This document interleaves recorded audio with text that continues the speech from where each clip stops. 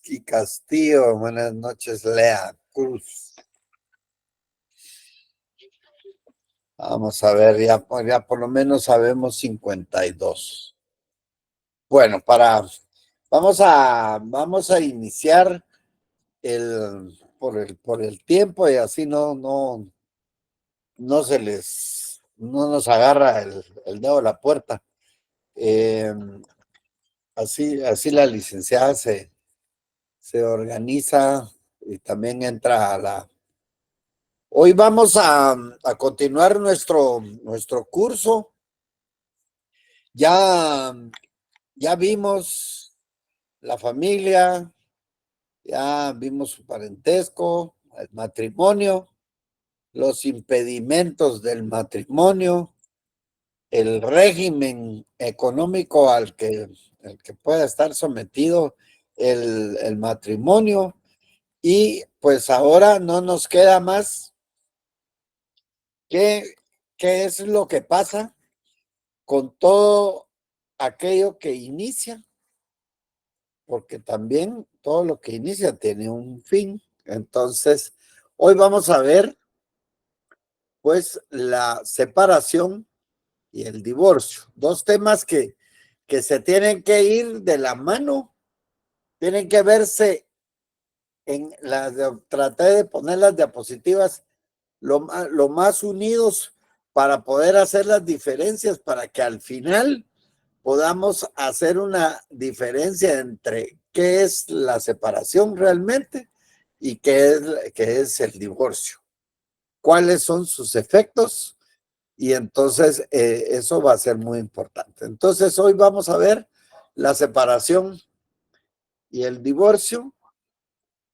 Entonces vamos a compartir. Vamos a ver.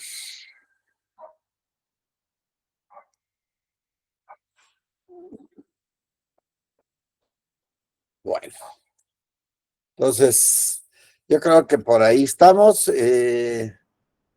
Solo quiero, ¿sí ven la diapositiva completa? Sí, doctor. Sí, sí se ve. Licenciado. Ok. Vamos a ver por qué. Para que ahí ya cambia, ¿verdad? Sí, doctor. Ya cambió. Okay. Ahí está bonito, Bueno, mire. ahí estamos. Bueno, entonces hoy vamos a ver la modificación y la disolución del matrimonio. ¿En qué momento se modifica el matrimonio? ¿Y en qué momento hay una disolución del matrimonio? Por lo tanto, son dos términos tan unidos. Por lo tanto, vamos a saber qué es separación y vamos a saber qué es el divorcio. Para ello, pues, la reflexión: no hay nada eterno, y como ejemplo está la vida, que algún día la vida termina. Por lo tanto, todo tiene un fin, y el matrimonio, pues, al tener un vínculo ad eternum según el derecho canónico, pues este no es la excepción. Comienza y termina, ya sea de una forma natural, o sea, que uno de cualquiera de los cónyuges fallezca, o bien mediante una certificación de divorcio, con la certificación de defunción de uno de los cónyuges, o con la certificación del divorcio. Por lo tanto, así como hay impedimentos matrimoniales que son, ya los vimos, que van a invalidar el matrimonio, pues por igual también existen circunstancias previnientes a la celebración del matrimonio, que conforme la vida de ese matrimonio, pues va a debilitar la relación conyugal y puede llegar hasta el momento que la pueda disolver completamente. Entonces, es cuando vemos que empieza en una relación, en un matrimonio, sabemos que sus fines, primero el ánimo de permanencia que se tenía al inicio, los fines de procrear, alimentar, educar y el auxilio recíproco, y que dentro de todo ello pueden haber factores adversos que van a debilitar esa relación, que van a ser ajenas a la voluntad de los cónyuges, o bien va a ser derivada de la conducta de uno o de ambos cónyuges. Entonces eso hace que haya un distanciamiento entre uno y el otro, y entonces estos supuestos relacionados están relacionados a los deberes y obligaciones del matrimonio.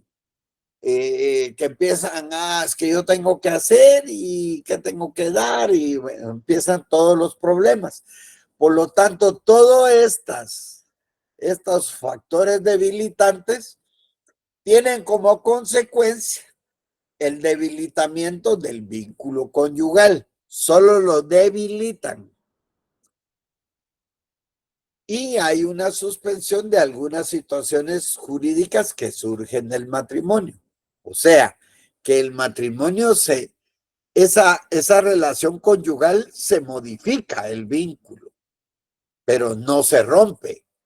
Y entonces por eso, al solo modificarse, solo hay una separación. Entonces, hay debilitamiento del vínculo conyugal y se suspenden algunas situaciones jurídicas que van a surgir del matrimonio, que las vamos a ver. Ahora bien, pero ¿qué pasa cuando esa llega a una disolución completa? Siempre a sabiendas de los fines del matrimonio, pues lo que tenemos, perdón, lo que tenemos es que en el divorcio ya no hay modificación, sino hay una disolución. Por lo tanto, etimológicamente, divorcio viene de divortium dis, que es separar, y verto, volver, del verbo latino divertere, que significa cada cual por su lado. Por lo tanto, el divorcio va a ser es una creación del hombre. Esa disolución es creación del hombre.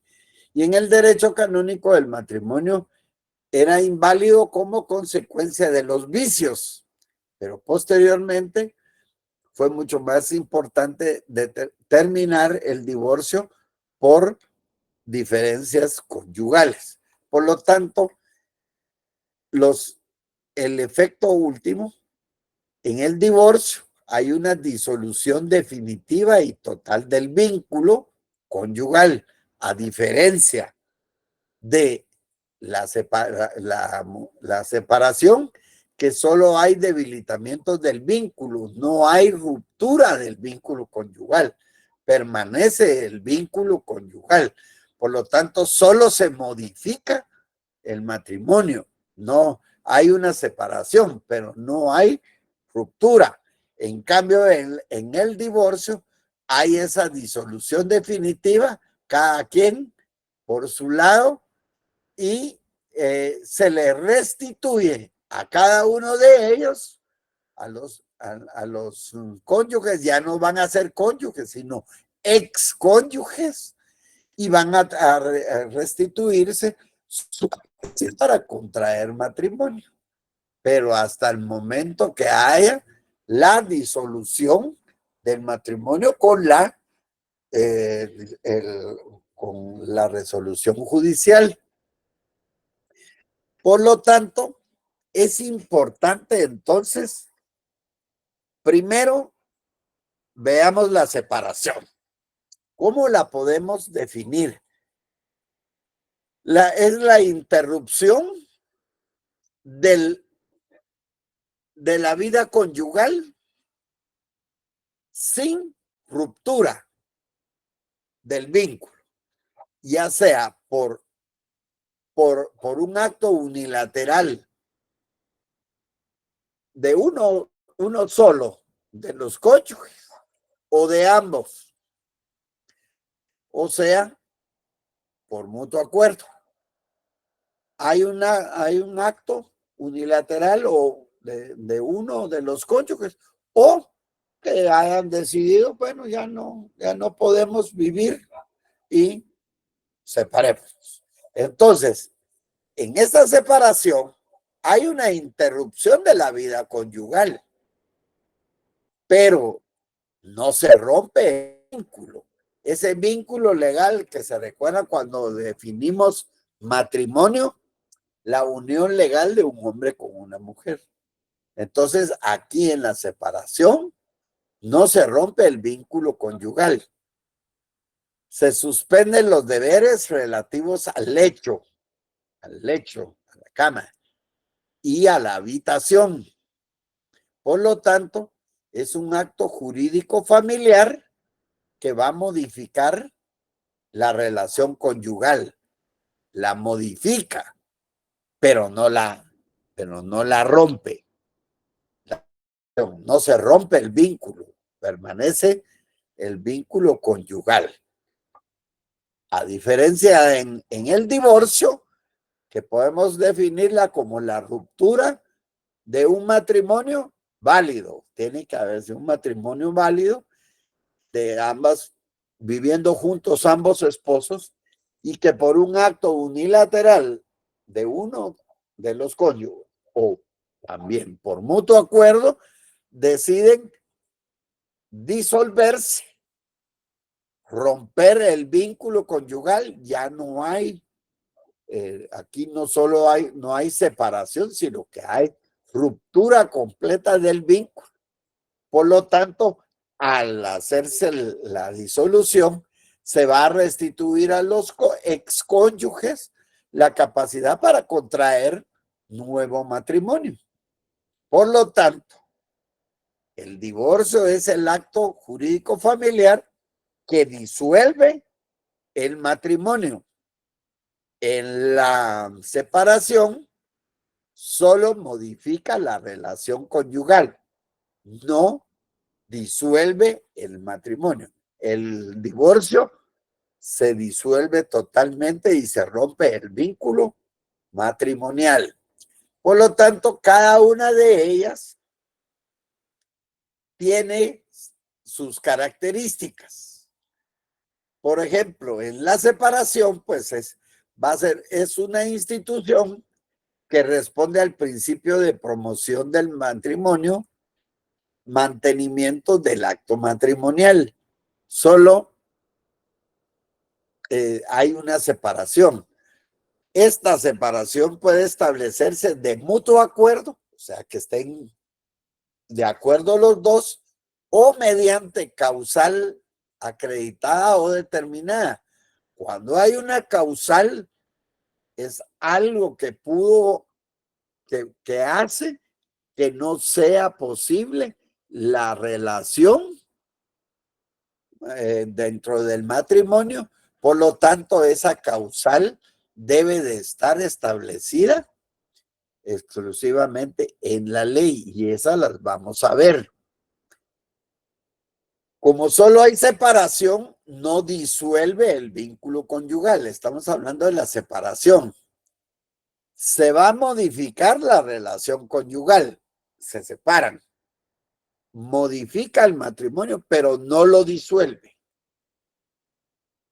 Como tal, al separarlo va a generar ciertas obligaciones, y una de ellas es la obligación alimentaria. Hay una pensión alimenticia. Por lo tanto, el cónyuge separado, por su culpa, va a perder los derechos hereditarios que le correspondan. Al igual, se va a modificar la patria potestad. Si él tiene la culpa, se le puede suspender o perder la patria potestad, dependiendo de estas causales determinadas que vamos a ver. Y es permisible en la separación el uso del apellido de casada por parte de la cónyuge. ¿Por qué? Porque no se rompió el vínculo matrimonial. Solo hay una modificación de esa relación conyugal, pero no hay un rompimiento. A diferencia del divorcio, que en esta sí va a implicar la disolución, o sea, la ruptura definitiva del vínculo conyugal. Esto, al separarse totalmente, al disolverse, mejor dicho, no separarse, al disolverse, esto va a generar un nuevo estado civil para cada uno de los cónyuges. Por lo tanto, genera un nuevo estado civil frente a la familia y entonces esta persona ya no es casada, sino divorciada. Con el divorcio se extingue el patrimonio conyugal, o sea que hay que liquidarlo, hay que extinguirlo.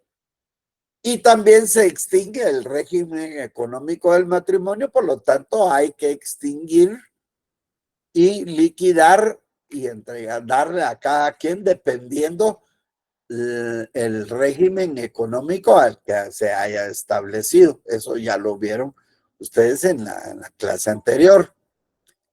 Pero cuando no hay acuerdo de voluntades, si no es de mutuo acuerdo, pues se puede establecer una causal y esa causal va a estar establecida aquí en la ley y la vamos a ver específicamente.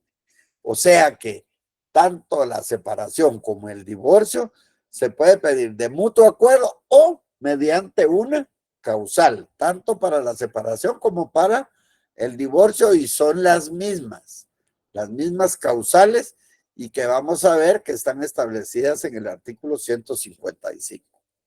Pero cuando hay acuerdo de voluntades, la disolución del vínculo conyugal se obtiene de manera indirecta. Bueno, ya están de acuerdo, no hay pleito, no hay trancazos, la disolución del vínculo se obtiene de manera indirecta. Ahí se rompió todo. Y respecto de la afiliación, genera el desdoblamiento de los elementos de la patria potestad, como la tenencia y el régimen de las visitas van a estar restringidas para el cónyuge culpable. Entonces, esto es importante, ahí les dejo las características para que, ¿cuál es el objetivo? Podamos al final hacer una diferencia entre lo que es la separación y lo que es el divorcio. Por lo tanto, podemos decir que todo lo que hablemos sobre la separación y el divorcio, pues también lo tenemos que fundamentar. E iniciemos. Leamos el artículo 153.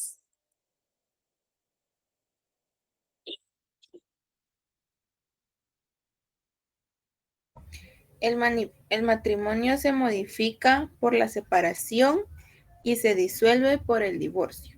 O sea, entonces, la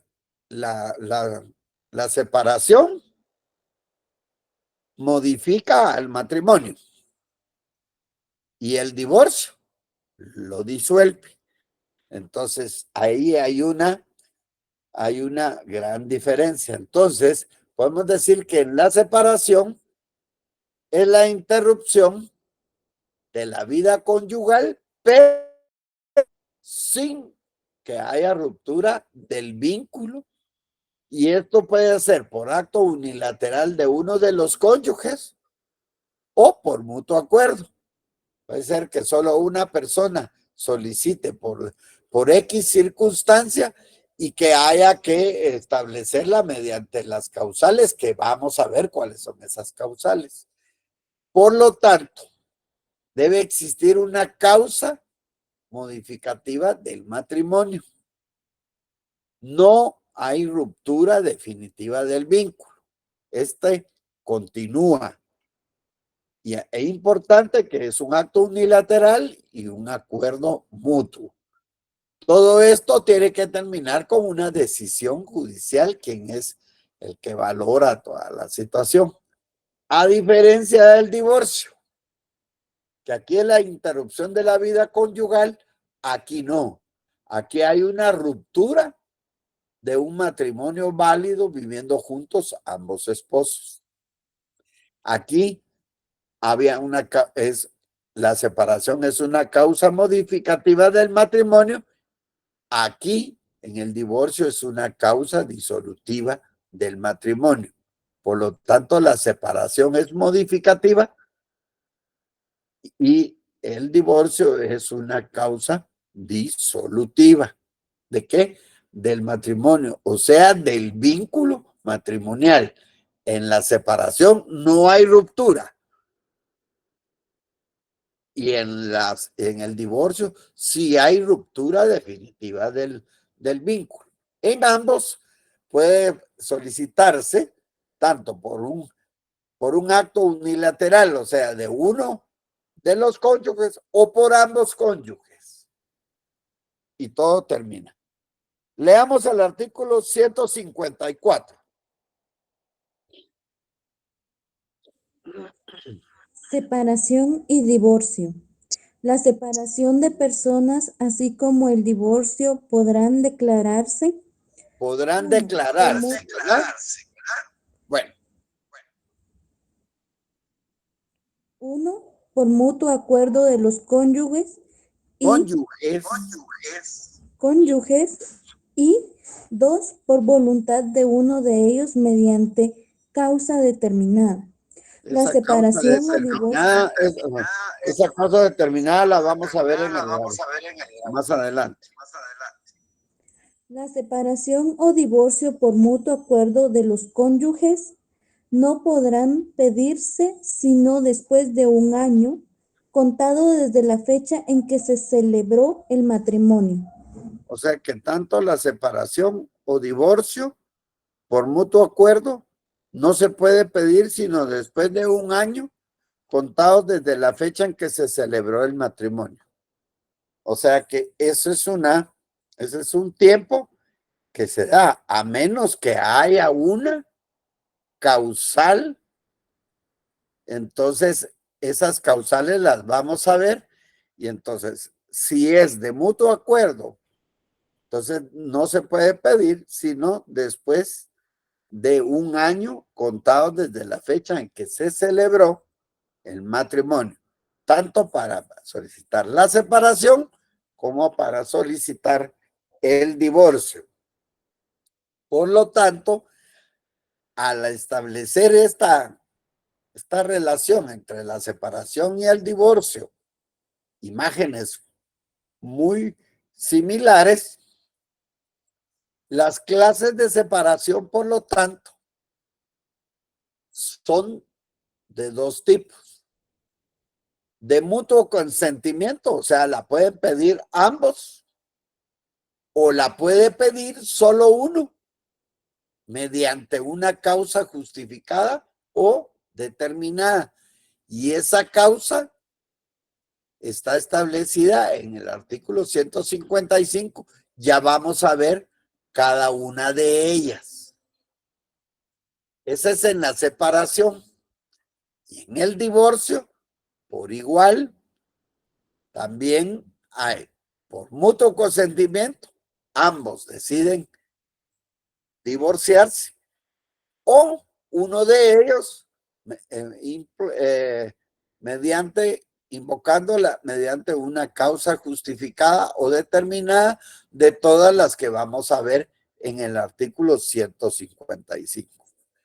Ambos, si están de mutuo acuerdo, según el artículo que leyó la compañera, se puede pedir únicamente hacia un año de transcurrido el matrimonio. En ambos casos, según el artículo 154, entonces no podrá pedirse sino después de un año contado desde la fecha en que se celebró el matrimonio. Igualmente, entonces,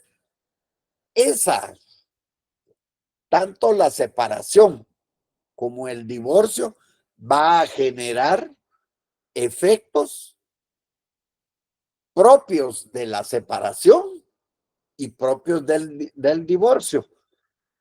Sin embargo, también va a tener efectos civiles iguales, que eso los vamos a ver, o sea, comunes. Aquí cada quien va a tener sus efectos propios. Por lo tanto, veamos primero los efectos propios de la separación. Leamos el artículo 160.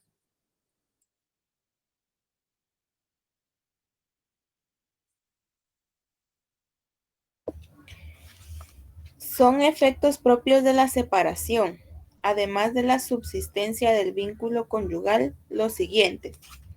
1.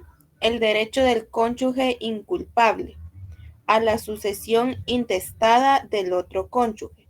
Y 2. El derecho de la mujer de continuar usando el apellido del marido. O sea, ¿cuántos efectos tiene la separación? 2 efectos. No, tiene 3. El artículo se inicia. Son efectos propios de la separación, además de la subsistencia del vínculo conyugal.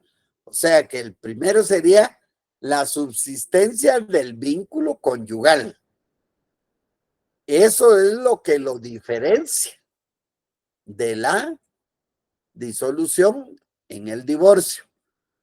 El efecto propio de la separación, primero, subsiste el vínculo conyugal. Ahí está donde usted lo leyó. Dice, además de la subsistencia del vínculo conyugal. 2, el derecho del cónyuge inculpable a la sucesión intestada del otro cónyuge. Como hay una separación, el cónyuge inocente, o sea, el que no tiene la culpa de esa separación, va a tener derecho a la sucesión intestada. Si no deja testamento, ella va a tener derecho a esa sucesión del otro cónyuge. ¿Por qué? Porque subsiste el vínculo conyugal, no hay ruptura y entonces ella siempre va a tener derecho a esa sucesión. Y el tercero, el derecho de la mujer de continuar usando el apellido del marido. Derecho, no obligación. Si ella decide seguir usando el apellido, lo puede hacer. ¿Por qué? Porque subsiste el vínculo conyugal. No hay ruptura de ese vínculo conyugal. El matrimonio solo se modificó esa relación de la conyugal, pero no se rompió el vínculo. A diferencia de los efectos propios del divorcio. Leamos el 161.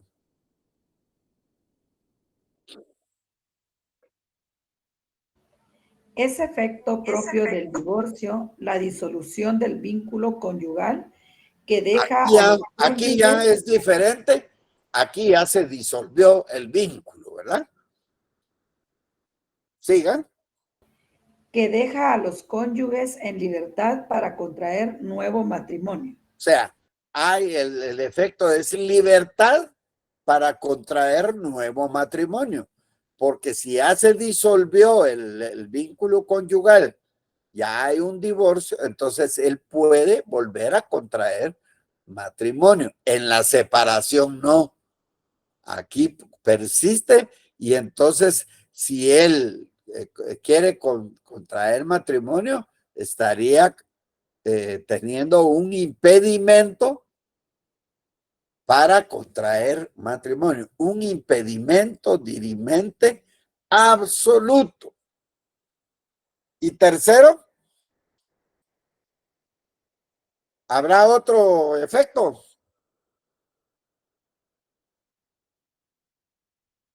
Compañera que leyó el artículo.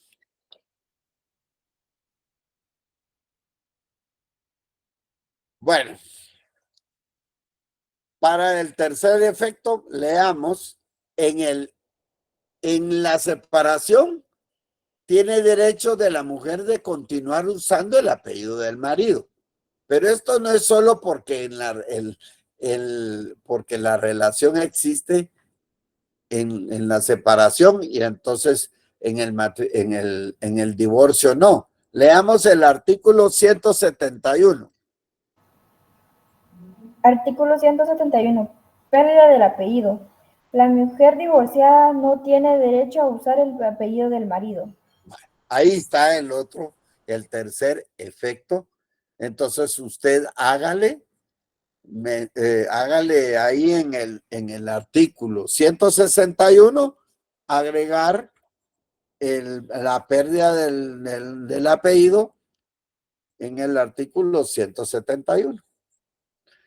Entonces, hay 3 efectos propios del divorcio y 3 efectos propios de la separación.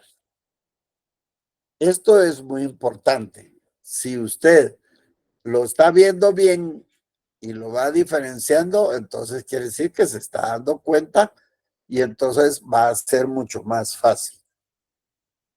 Ahora bien, esos eran efectos propios de cada una, tanto para la separación como para la disolución o en el divorcio.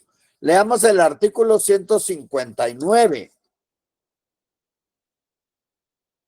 Hay efectos civiles comunes, o sea, en los dos comunes, tanto de la separación y del divorcio. Leamos el 159. Artículo 159.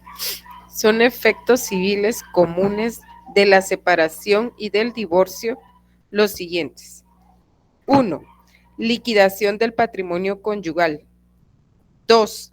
El derecho de alimentos a favor del cónyuge inculpable en su caso. Y 3. La suspensión o pérdida de la patria potestad cuando la causal de separación o divorcio la lleve consigo y haya petición expresa de parte interesada. Bueno, entonces, tanto en la separación como en el divorcio hay esos efectos civiles comunes. Y la primera es que se debe hacerse la liquidación del patrimonio conyugal. Eso hace que haya un derecho de alimentos a favor del cónyuge inocente o inculpable. Y tercero, el cónyuge culpable puede sufrir la suspensión o pérdida de la patria potestad, pero cuando la causal de separación o de divorcio la lleve consigo y haya una petición expresa de parte interesada, o sea, de que debe de estar establecida esa causal dentro de lo que vamos a ver, y entonces ahí es donde eso se puede tener esos efectos civiles comunes, tanto en la separación como en el divorcio. Ahora bien, entonces, a sabiendas de ello podemos diferenciar la separación del divorcio. La separación solo es modificativa del matrimonio, no hay ruptura del vínculo, mientras que el divorcio va a disolver el matrimonio porque hay una ruptura de ese vínculo. Y eso lo fundamentamos con el artículo 153 que ya leímos al inicio de la clase. La separación solo modifica el matrimonio, subsiste el vínculo, y el divorcio sí lo disuelve porque hay una ruptura total.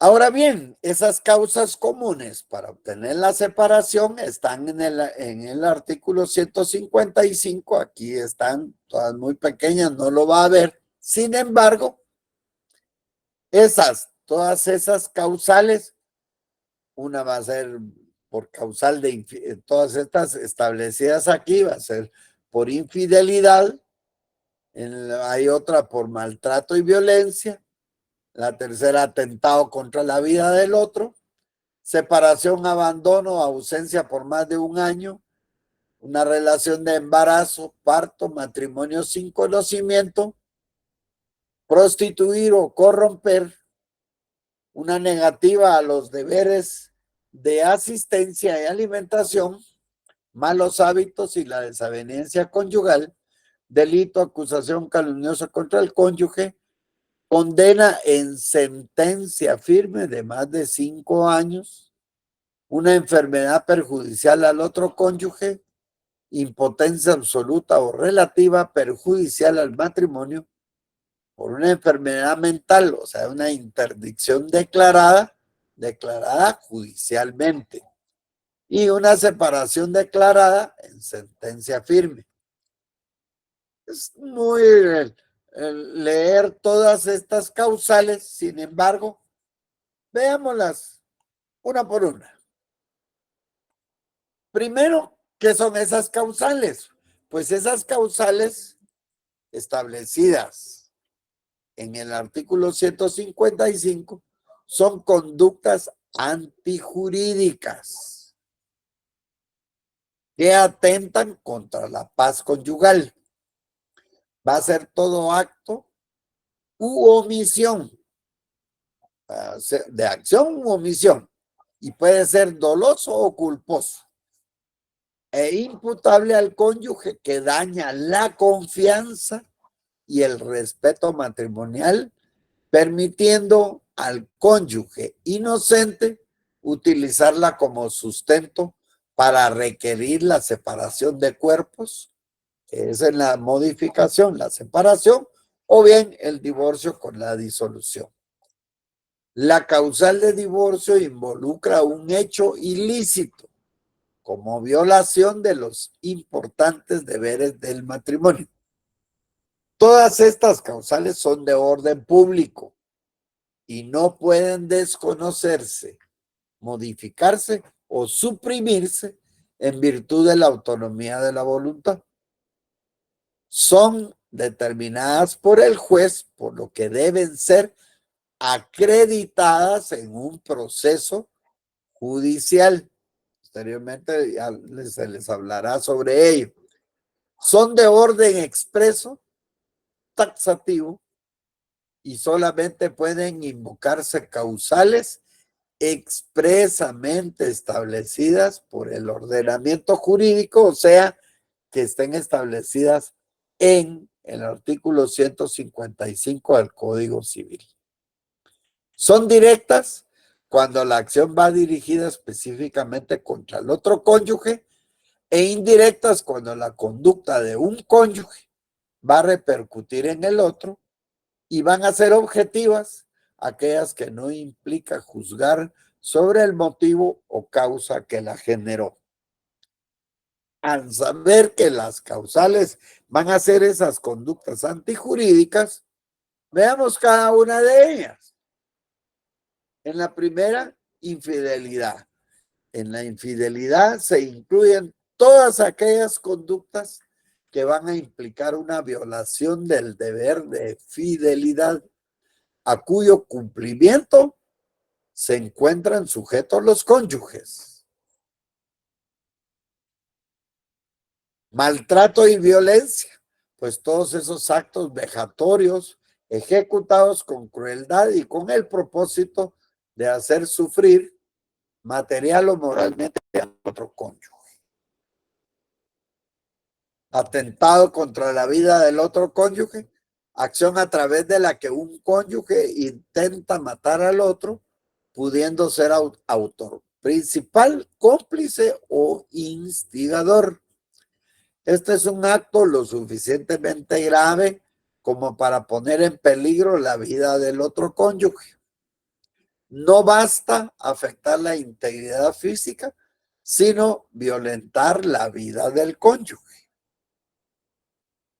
En la separación, abandono o ausencia por más de un año, pues esta causal va a implicar la separación fáctica que se refleja en la intención manifiesta de sustraerse al cumplimiento de obligaciones familiares por parte del cónyuge que sale de la casa conyugal por un tiempo de más de un año.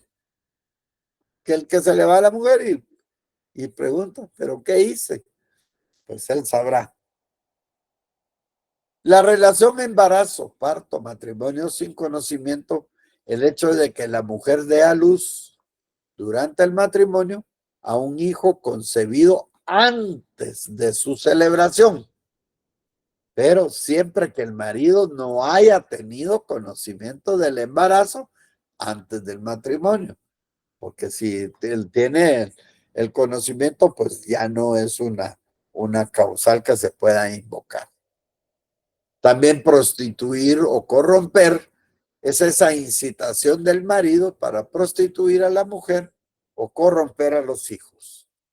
La negativa a los deberes de asistencia y alimentación, esa negativa infundada de uno de los cónyuges a cumplir con el otro o con los hijos comunes.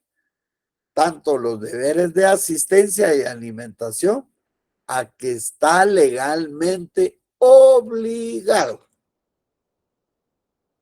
Malos hábitos y la violencia conyugal es ese uso habitual e injustificado de alcohol, drogas alucinógenas o de sustancias que puedan generar toxicomanía. Se trata de esa dependencia crónica al alcohol, a las drogas y a todas esas sustancias psicoafectivas y que puedan provocar grandes problemas conyugales.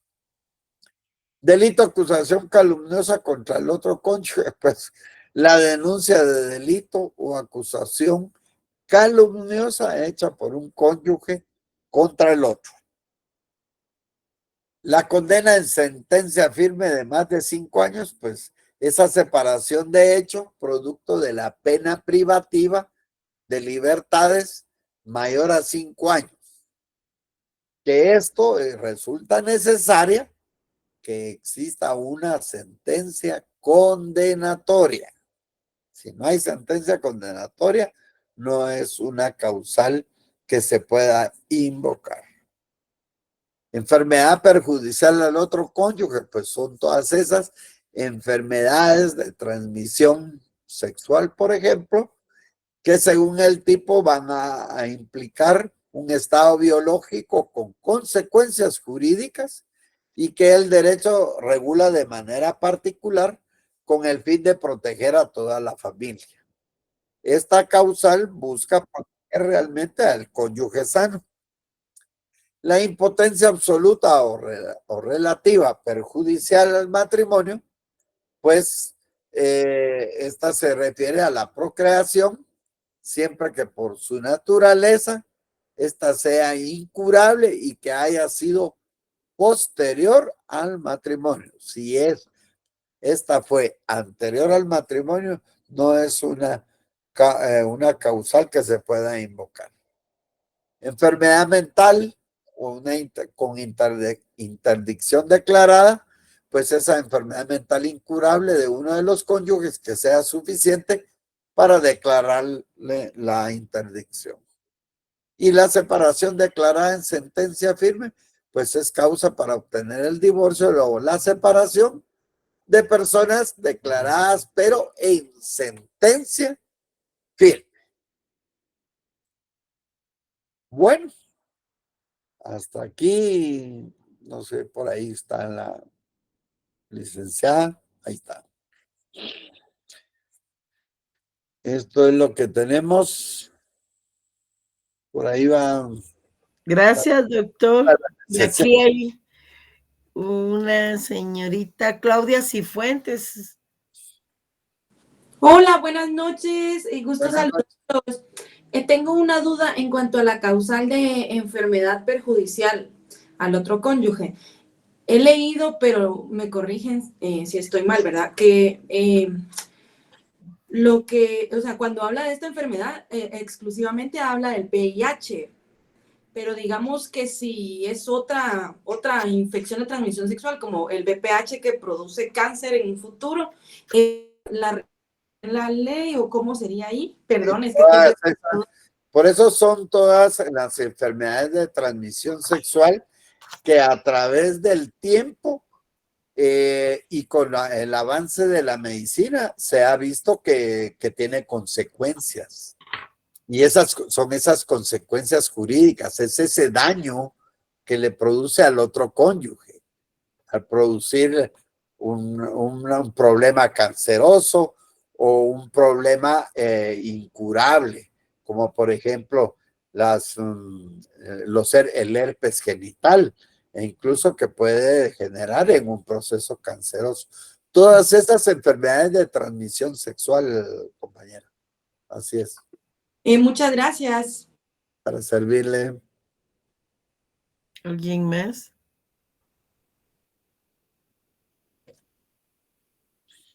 No. Vean, solo quisiera agregarles algo en cuanto a las causales para obtener el divorcio que están reguladas en el artículo 155. No olvidemos que nuestro Código Civil entró en vigencia el 1 de julio de 1964. Entonces, para este tema es necesario, por favor, les voy a dejar como tarea para el segundo examen parcial la lectura de la Ley de Tribunales de Familia y la Ley para prevenir, sancionar y erradicar la violencia intrafamiliar. Con esto también quería agregarles que, por ejemplo, ¿verdad? Porque el tiempo avanza.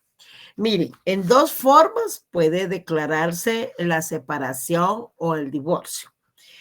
Una es por mutuo consentimiento, o que se conoce también mutuo consentimiento, mutuo acuerdo o voluntario. Y para esto, por lo menos en la ciudad capital, existen juzgados pluripersonales de primera instancia de familia con competencia específica para procesos de divorcio voluntario. ¿Sí? Aquí no se tramitan en un juzgado de tribunales de familia. En un tribunal de familia se tramita el proceso por causal determinada. Ahora bien, lo que también les quería comentar es que la ley de tribunales de familia sufrió varias reformas y modificaciones. Esas entraron en vigencia en enero del 2023. Entonces es conveniente que la lean y aclarar también que el juicio por medio del cual se solicita el divorcio por causal determinada es el juicio oral. Hay 15 causales reguladas en el artículo 154. Cada causal debe ser comprobada, 155, gracias. Cada causal debe ser comprobada precisamente en el proceso. Y ahora que es un juicio oral, pues el juez fija una audiencia única y exclusiva, fija audiencia específicamente para el diligenciamiento de las pruebas, ¿de acuerdo? Les quería comentar que, por ejemplo, el numeral segundo del 155 regula los malos tratamientos de obra, las riñas y las disputas continuas, las injurias graves, ofensas al honor y en general la conducta que haga insoportable la vida en común. Aquí se está refiriendo a la violencia que se vive en el hogar conyugal. Para ello existe una ley específica que es la ley contra el femicidio y otras formas de violencia contra la mujer. En esta ley es el decreto número 22/2008, miren, posterior, años pues, al Código Civil, y ahí tenemos regulado las diferentes clases de violencia para hacia la mujer y también hacia los hijos. De acuerdo a esta ley,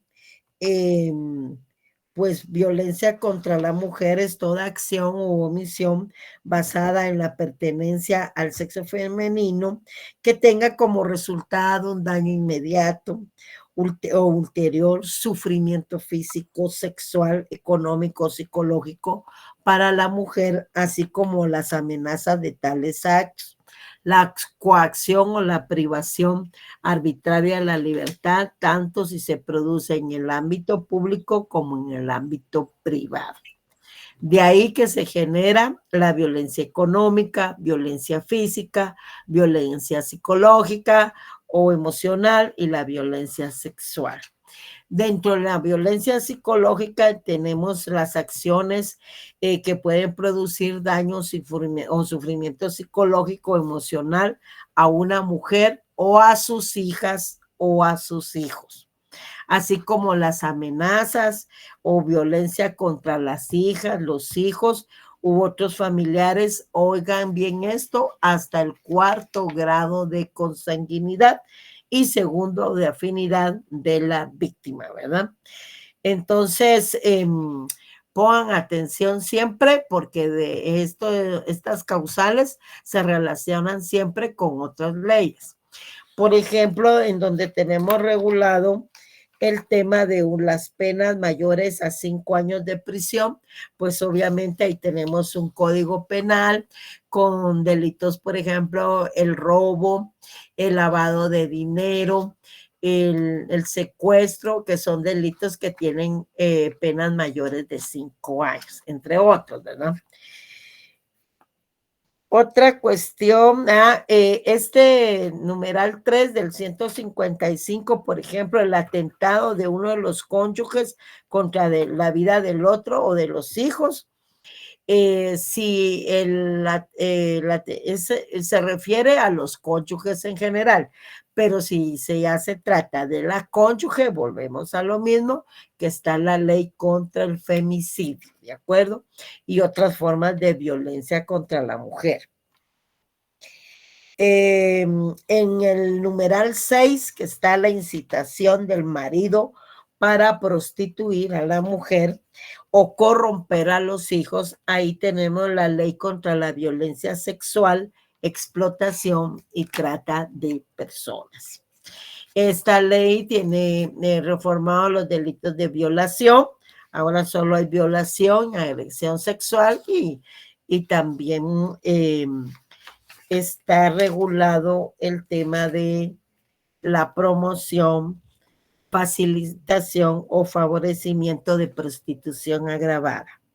Las penas señaladas en el artículo anterior, o sea, en el 191 del Código Penal, 36 de la Ley de Explotación contra la Violencia Sexual, tiene regulado ahí, o sea, es prostitución agravada y se aumentan esas penas en una tercera, especialmente vean la literal B, cuando el autor de esa, o sea, el autor del delito, ¿verdad? O sea, la promoción, facilitación, favorecimiento de la prostitución agravada, fuere pariente de la víctima o responsable de su educación, guarda, custodia, cuidado, tutela.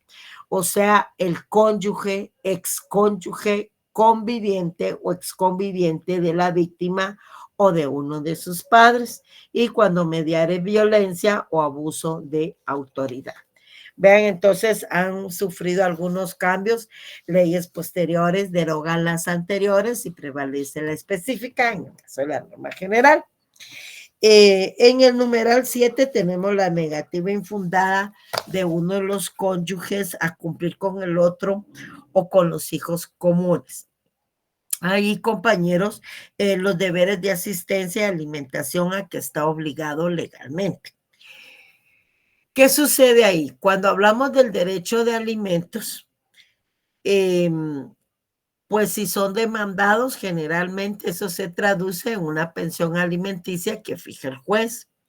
Pero el derecho de alimentos legalmente, o sea, pueden leer ahí su artículo 278, no se limita únicamente a regular y que sea protegido todo lo que se come, sino que nos indica que comprende todo lo indispensable para el sustento, sustento, habitación, salud, educación e instrucción del menor de edad. Entonces, si bien es cierto, muchos alegan que constitucionalmente no hay prisión por deudas, fíjense que por no proporcionar alimentos sí. Y eso aquí lo tenemos en el artículo 278. Y el delito que se comete, es decir, la denominación de alimentos, el delito que se comete, ese sí está ya en el Código Penal, y es el delito de negación de asistencia económica y también el delito del incumplimiento de deberes.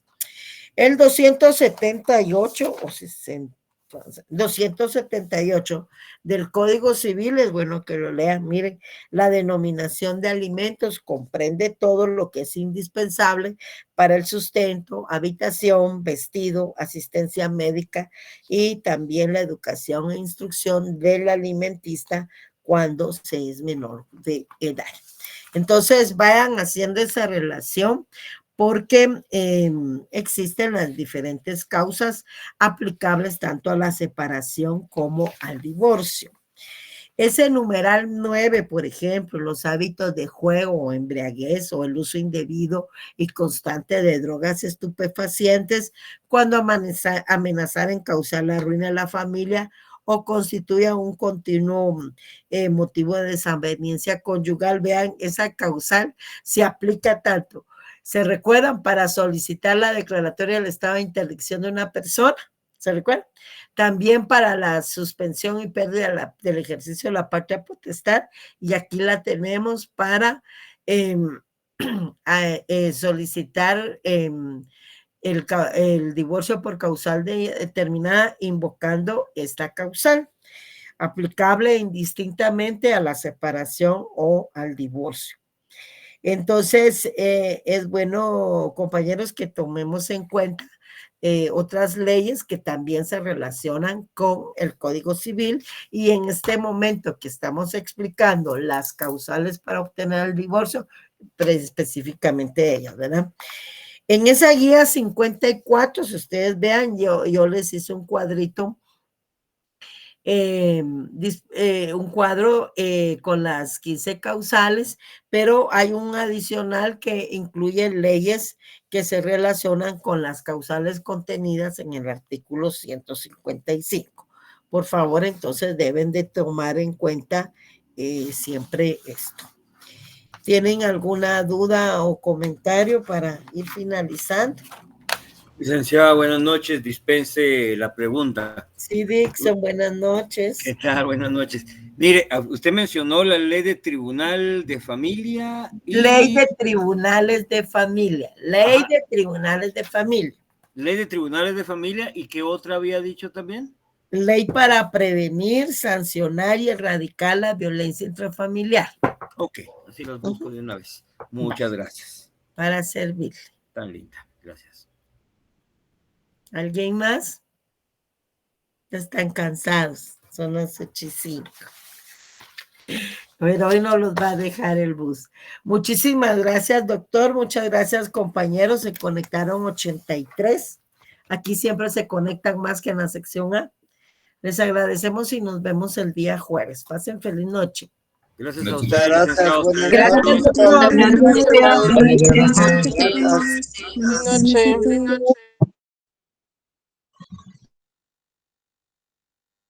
Feliz noche.